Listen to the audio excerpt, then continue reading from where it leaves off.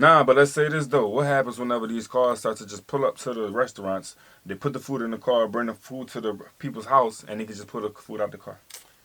More people gonna have to find something else to do. Yeah, technology. But they're already doing that with people.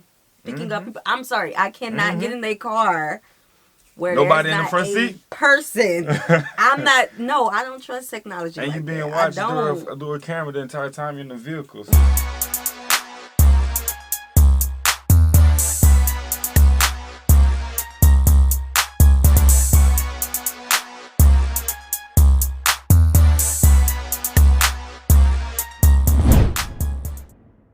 What's good, y'all? It's the Demouchets REACT, and we're back with another video. Who we got today, C? Today we're back with another American reaction. Super excited about this video. If you're new to us And we're new to you, make sure you scroll down, hit that subscribe button, and turn on the post notification bell because we're on the road to 200K. And we cannot get there without you guys, alright? Join the family. Without further ado, let's get into the video.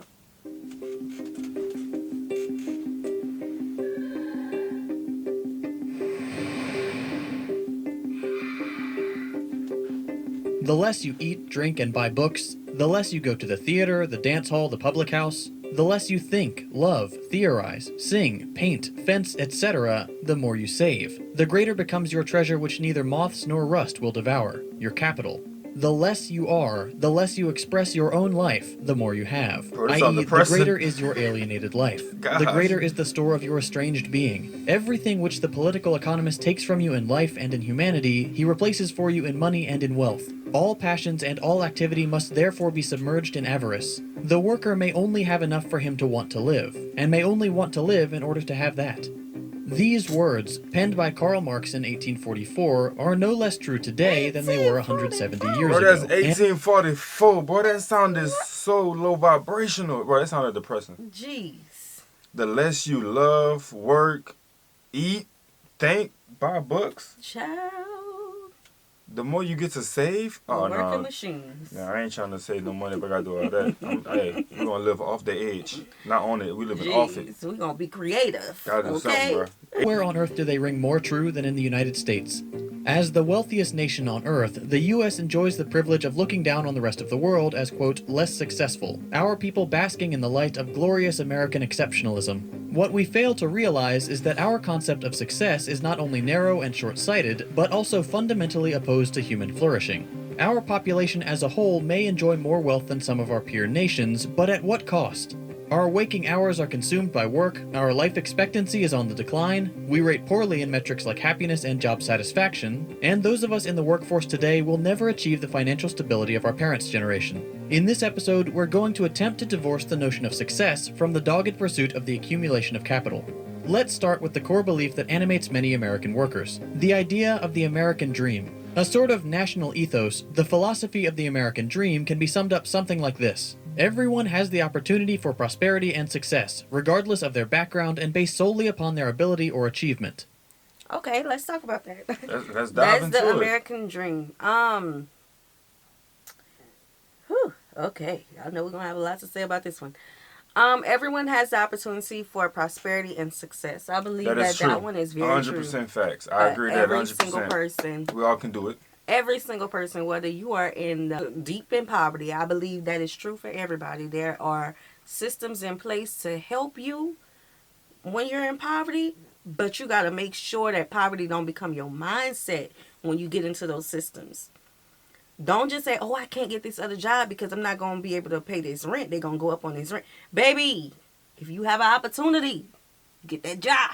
Words are powerful. Yeah. Don't use those programs as a clutch. Use it as a stepping stone. Don't stay there for 30 years. Okay? All right. So, regardless of their background and based solely upon their ability or achievements, yes and no for that one. Yeah, that's always going to be a yes and no. Yes and no. Because although we have equality, we don't always have equity across the board. Okay? And that's on a number of factors. But yeah, that's how I feel about that one. You got something to say, babe? Okay. It's very much a pull yourself up by your bootstraps mentality, a phrase which is also very common in American life. The idea that one should be able to succeed without any external help, solely through one's own force of will and hard work. This notion is, of course, absurd, and is made even more ridiculous by the fact that the phrase has been adopted by so many in a manner completely opposite to its original meaning. To pull yourself up by your own bootstraps is obviously impossible, and that was the original meaning of the phrase, to attempt something that is completely absurd. Of course, in America, nothing is impossible, so we refitted the expression to better suit our dogmatic obsession with self-reliance. America is an interesting case study, because, unlike many other countries, when settlers first arrived here, there seemed to be an endless expanse of land to explore and claim.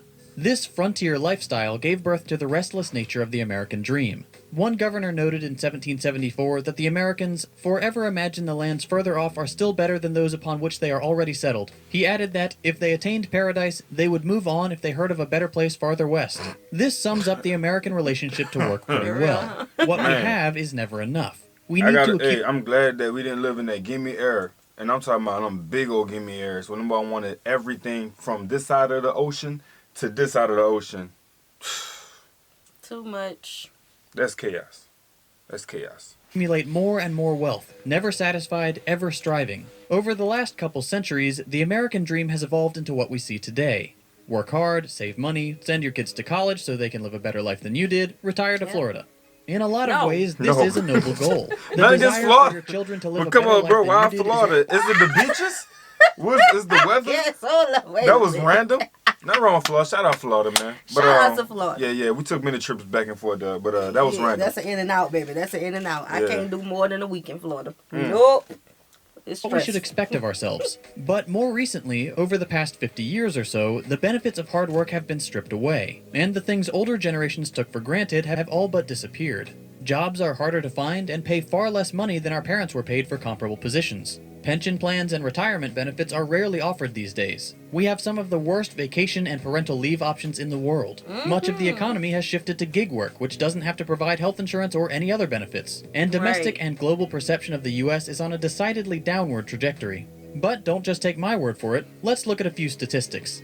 Back in the 1960s, only 20% of American mothers worked. This was partly due to the perceived role of the mother as the primary homemaker and caretaker, but it was also largely because most households only needed one source of income to provide a financially stable and upwardly mobile life. Today, like back in the day, 70% of American children live in households where both parents 20%. 20% is a low. 20% of women work. Everybody was included in that number. That's men. 100% men working. 20% of the women was working. The rest was at home. Oh no, I gotta look into that. I gotta see the census. employed. Most families simply can't get by on a single source of income. At least 134 countries have laws that cap the maximum length of the work week. The US does not. In the United States, almost 86% of men and over 66% of women work more than 40 hours per week. You've probably heard that Japanese workers are some of the most overworked in the world. The average American works 137 more hours per year than the average Japanese worker. Wow. We work 260 more hours than the British. We work 499 more hours than the French. According to the Bureau of Labor Statistics, productivity of the average American worker has increased by 400% since 1950. If we're producing value at 4 times the previous rate, that would mean we could earn a comparable living to our grandparents in 1/4 the work hours, right? Obviously, that's not the case. We're working longer hours at a drastically increased rate of productivity, but we don't benefit from that labor. Well, at least we're rewarded with generous vacation and parental leave. Oh, wait, no. We have the worst rankings in the developed world, and worse rankings than many third world countries. Among 41 studied nations, the US ranks dead last in terms of paid parental leave. We are the only nation out of those 41 that does not mandate some amount of paid parental leave. For comparison, the smallest amount of paid leave required by the remaining 40 nations in the study is about 2 months. 2 months of paid leave in the US is unfathomable. In 34 of the 41 countries, some of the leave is allocated for new fathers. There's a reason we only ever hear the phrase maternity leave in the US, and that's because new fathers are never eligible for leave in order to spend time with their child. Some countries that rank higher than Bring your butt to work. US include Mexico, Greece, Croatia. There you go. There you go. Um, They said you gotta go to work, dog. okay, but there are jobs that are better than other jobs when it comes to benefits. I just don't like that it's not at a federal level so that everybody has to do this. You know? So you really have to do your research to find those jobs that works better with your lifestyle. Yeah, I feel like we need to be educated on that too. A lot of times we're just going for the check. When you find out how good them insurance is, the benefits is, and you also find out how not too good the benefits is, because it's coming out your check too. Yeah. So you gotta read into that. Like you really gotta read into that to see what you can benefit from. Yeah, and I feel like these days, not feel like, I know, these That's a days, a fact. lot of people have side jobs Yeah. if their income is not sustainable Mm-hmm. to their liking. Some countries that rank higher than the US include Mexico, Greece, Croatia, even our fellow workaholic Japan. Estonia offers 86 weeks of paid parental leave. Again, the United States offers nothing. There are 0 industrialized nations on Earth that don't have a mandatory option for paid parental leave, except the US. Vacation and sick time is a similar story. We don't have a federal law requiring paid sick days, nor do we have a law mandating paid annual leave. sick days, Once no. again, making us the only industrialized nation not to do so. Take a look at Like even doctors' excuse expires. Like when you sick, there's nothing you can do about that. You gotta either go rest up or get on a job and just get everybody else sick. But Make you a ain't plan. you ain't getting paid for that. You ain't getting paid for that at all. Make an exit plan. this graph. You might notice there's a bar missing. That would be the United States, not mandating any paid leave whatsoever. It's especially depressing when you realize that a McDonald's employee in Norway gets more vacation time than just about any American worker, regardless of field or salary. Meanwhile, in the United States, we abuse our low-paid workers and lambaste them for being lazy and not finding a better job. It's no wonder that our citizens consistently rank poorly for happiness and job satisfaction. They're being worked to death, are not offered any benefits, get no time off, and on top of that are abused for trying to earn a living. What's perhaps more disappointing than wealthy older people deriding low-paid workers is other workers in precarious positions doing the same. For example, take gig economy workers. While some of them are fully aware that their occupation is based on their own exploitation, there's a disappointing subset of people who buy into the notion of, quote, hustle culture. You'll see these people make inspirational Instagram posts, posting images of Jeff Bezos, using hashtags like rise and grind, and going on about how the key to success is to work all day every day until it pays off. Here's the thing. For these people, it will never pay off. Deifying rich people who accumulated their wealth by exploiting others or inheriting vast sums of money doesn't make you smart, it means you've bought their propaganda. If you drive 15 hours a day for Uber, you might make a bit more money, but you don't have any opportunity for advancement. You're not suddenly going to get health insurance or vacation time because you're working hard. You're a piece of equipment to them. You drive the car, you make them money. That's all you're worth to Uber. But this toxic idea that we need to give up hours, days, years of Nah, but let's say this though. What happens whenever these cars start to just pull up to the restaurants? They put the food in the car, bring the food to the people's house, and they can just pull the food out the car. More people gonna have to find something else to do. Yeah, technology. But they're already doing that with people. Picking up people. I'm sorry, I cannot get in their car where Nobody there's in the not front a seat? person. I'm not. No, I don't trust technology. And like you being that. watched I don't. through a camera the entire time you're in the vehicle. So it's I don't know, prison on wheels. I watched too many horror movies. The last one we just watched with all them, yeah, that was crazy. Yeah. But the thing is, okay, so for us, right? Mm-hmm. We have worked our butts off since we've been able to work. Yeah, facts. Because we see a certain lifestyle. We've always seen a certain lifestyle. And we have accomplished so much. How do you feel about, well, our definition of hustle culture is kind of different from what he was saying. Talk to me. But how do you feel about everything that he said? How I see it, man, rent is due. And I'm talking about success. Every day. Every single day. You can't win okay, if you're a billionaire and you got your money in the bank and everything, your lifestyle is very more simple. It's not as timely as it is for the people who have to get up every single day. But in reality, like, success is due every single day. Like, the rent of that is due. You know what I'm saying? So you just got to get up and you got to keep going regardless. I couldn't be where I want to be in life and feel like I still shouldn't give a percentage of that. You know what I'm saying? To my work. To your own work. Mm-hmm. Everybody is not meant to be an entrepreneur. Everybody Facts. is not meant to be a business owner.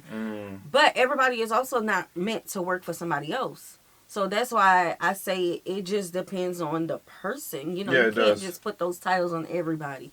You know, when it comes to working, I honestly don't care about all that. Yeah, how you feel about it? I care about my children's future and their legacy. Yeah. So if I gotta work, I'm working. I mean, that's. Go ahead, I'm sorry.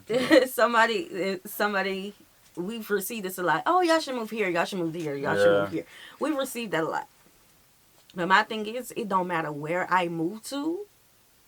I don't see myself falling in the, we work these amount of hours this week and that's it. Because after I clock out of whatever job that is, after that, I'm staying up to probably 4 hours before I need to go back to that job to work on my family's future. And maybe that is the Americanism in me, okay? But I just see a certain future for our great-grandchildren. I do love the grind of it. I love the grind, too. I love it. I was meant to build a legacy. Yeah. As a sort of sacrifice to appease the gods of success is not only misguided, it's actively throwing away your life.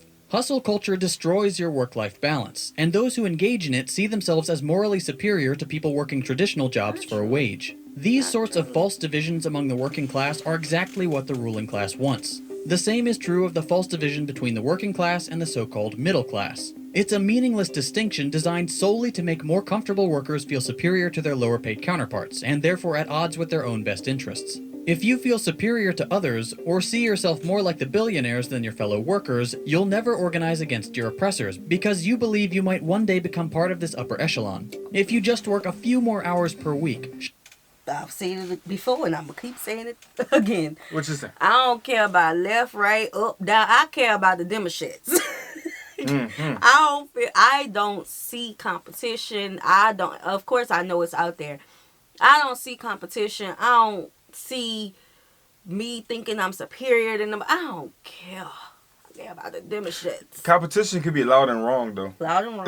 That's why you can't really worry about what they're doing or how they feel about you, because especially if you're not a public like type of individual where you putting everything that you're doing on the social media, everything that you're doing in the streets. And we don't put everything we do. Like, if they don't really have no real facts on you about like from your upbringing, bringing chocolate all the way up to where you at today, it's like they really can't identify.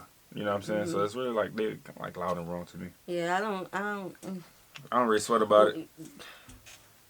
Y'all see this much of what we do. I'm trying to tell you. Hey. Surely you'll be rewarded and gain entrance into their elite club. America's cult of overwork destroys our collective imagination. It removes every possible motivation beyond the desire for the accumulation of more wealth. To many Americans, there is nothing but work and the possibility of eventual reward. Work is the only thing that matters. But there is so much more to life than what capitalism has conditioned us to pursue. If we worked fewer hours, we could take time to spend with family and friends. We could learn that hobby we've been putting off for years. We could write novels, produce art, create things that enrich the lives of others on a fundamental human level. We could take time to just exist. When was the last time you just took a day to relax and you didn't feel guilty about it? We're so conditioned to believe that we should always be working that even when we're not working, it's all we can think about. The American dream, the obsession that anyone can, quote, make it if they work hard enough, is thoroughly tangled up with the notion of American exceptionalism. American exceptionalism. Yeah. Okay, but think about it. Groceries high, rent high, everything high. You have a choice. Majority of Americans, okay, I'm not going to keep saying that, but a lot of people, a good bit of people, of Americans, are one paycheck away from homelessness, one paycheck away from the lights getting cut off. A lot of people live paycheck to paycheck. Yeah. A good amount of Americans. Let's be real, let's be honest. A lot of people are working more than one job. A lot of people are probably just working to keep up a lifestyle. They can tone their bills down some. I don't agree with those people now. Yeah, sometimes they got a whole lot of, I'm talking about the whole 9 yards of bills in their house, and that's where all their money really going. Baby.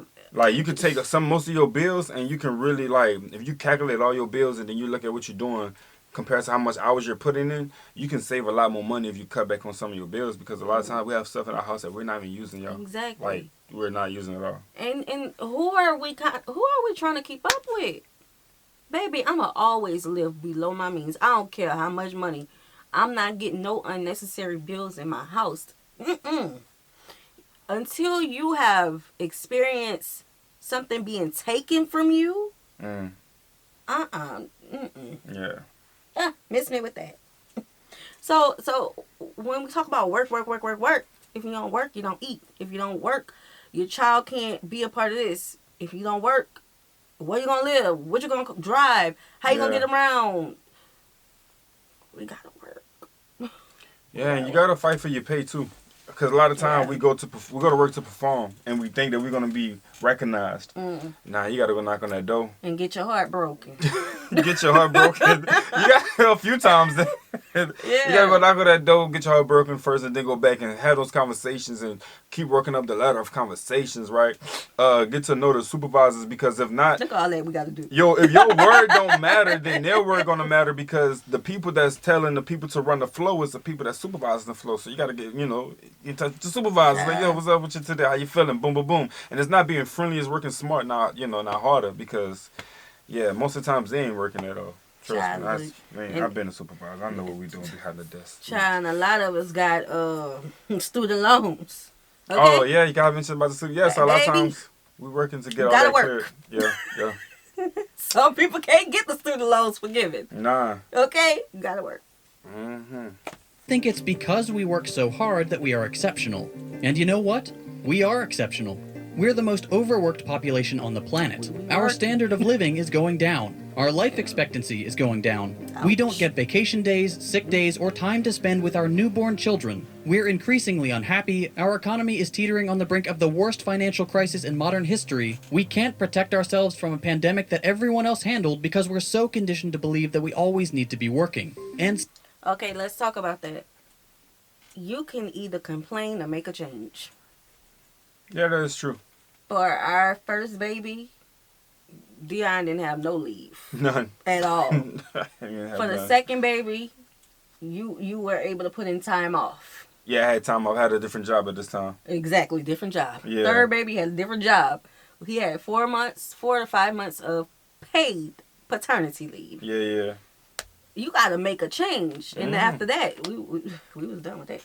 High five. Because we worked. Yeah. And I know this is going to sound so foreign, and see, that's what's wrong with Americans now. But I mean, we live in the United States, so you gotta do what you gotta do. A lot of people say it's not mindset, but it's mindset. Like, I remember working on a job, and I never really looked at my work like work because of my personality. It's like I can win my day over with just vibing and having a good day, instead of thinking that I'm being overworked or overwhelmed with it. I don't beat myself on anybody's clock. You know what I'm saying? Because at the end of the day, how much work I put in is how much work I put in, and there's more people come in to put in the same amount. If not harder, less than work than I did. So, I mean... Because you learned that you're replaceable. But no, I had one job that I worked on for a few years, and it was the worst job ever. But I learned so much. Like, I really learned so much, and I'm thankful for all those lessons. 100%. I mean, you learn that you're replaceable. You stop doing certain things. Like, your back will stop working. Your knees is going to give up all that bending and stuff. You know what I'm saying? So, you got to protect yourself. Yes, you was the one actually there working, but we both was going through it about this job. You know, so... Somehow, we still believe that the American dream is a reality. So yes, we are exceptional, but we're exceptional in all the wrong ways. If we don't dismantle the oppressive structures that enable this culture of overwork, this is the only form of American exceptionalism that will ever exist. I mentioned at the beginning of this video that this kind of content is supported right there, man. I feel like there's some good information. What questions do you think people have when it comes to, like, work? To better themselves on the job, how to smoothen out their day, how to not beat themselves up, how to not bring work home with them, because sometimes that's what really stresses people out. Everybody get a job that is not gonna stress you out, a job that you don't have to bring work home to, and also get a job. Know what you see. It's a lot. Before you even, if you go the college route, just know what that life will look like that you're going, that field of work. You know, I don't know, that one is a complex question because it depends on the person. You're right. I have worked so many different jobs in different fields, and everybody have different motives when they get up there. Some people that just until the college starts, you know what I'm saying, then they out. I would say just go on a job, have fun, find a role that suits your personality, be around people if you want to be around people that is a vibe with you. They're going to have fun with you. They're not going to go crazy on the job. And be if you creative. be creative, you want to work up the ladder, get serious, and be around who you need to be around to go up the ladder, because you can't go nowhere without having to bump shoulders with somebody. You got to meet somebody. You got to have that conversation. You got to have that talk. So Yeah, I really would say just be creative. If you are in a certain, like if you have a degree in a certain I would use field, that. Mm-hmm. don't look at the traditional roles of that field. If you understand what I'm saying.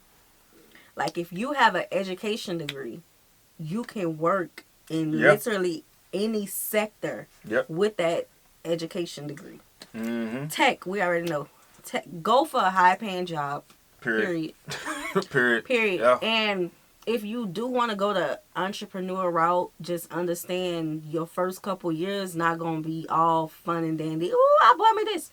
That don't work for everybody. Nah, I don't. That's a whole nother avenue. Especially when you're looking at longevity. And don't just go quitting your job. This is going to different field. Mm-hmm. But don't just go quitting your job and not being serious about the ins and the outs of being a business person.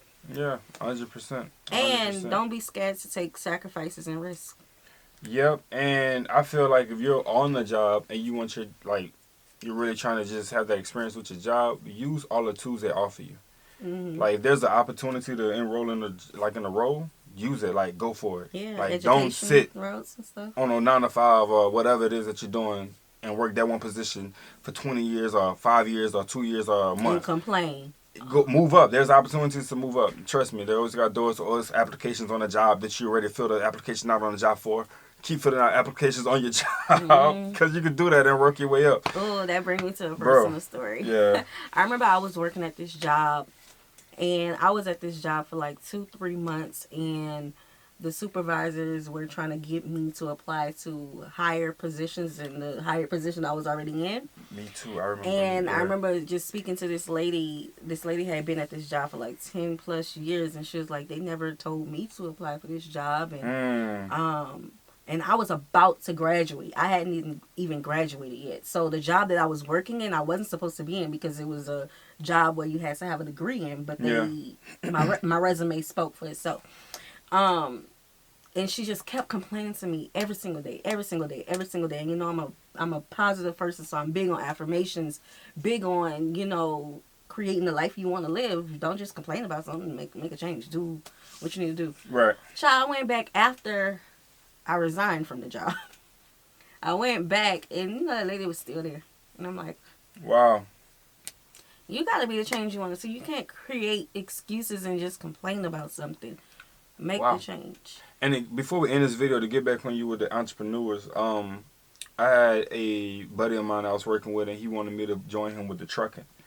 And I knew my journey, but I knew that me getting on the road wasn't going to push me towards the direction I needed to be on my journey. It was going to push me the opposite direction. And believe me, the opportunity was there. I had to be on a job for a year or so.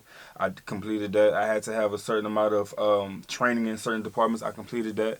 And all I needed to do was just transfer on the job. Like I was mentioning to you guys earlier, put in applications. I just needed to transfer. And I was going to be near trucks, driving them and doing everything I needed to do. So it's not that I never wanted to do that. I just had a different goal, a different mindset. And I motivated the gentleman to keep pushing himself towards that direction. And he ended up completing it. You know what I'm saying? So, yeah. I feel like to our Americans who are watching this video, I just hope that we shared some things that inspired you. I hope watching his video with us inspired you. I wish a lot more of our people, Americans, would understand what's going on outside of the United States, so that we can all band together to make change, regardless of whatever field of work we're in, because at the end of the day, it all affects us. People. We need mandatory paid maternity and paternity leave. We need better minimum wage all across the board in every state. We need a lot more protection, sick leave, all that. Listen, no way we should all be just working, and we at the bottom of the totem pole every day. For real, like, look at other countries. They not stressed out about student loans like we are. And to everybody else who's outside of America, I know y'all probably like, yeah, I'm going to work, clock out, and get out. Y'all just offer me a drink on the clock. We out of here. Right, but I mean, you know, we live in the United States, so we have to talk to our people for a minute. Yeah. So, that's that. Thanks. We hope you guys enjoyed this video with us. Be sure to subscribe. We'll see you soon. Peace.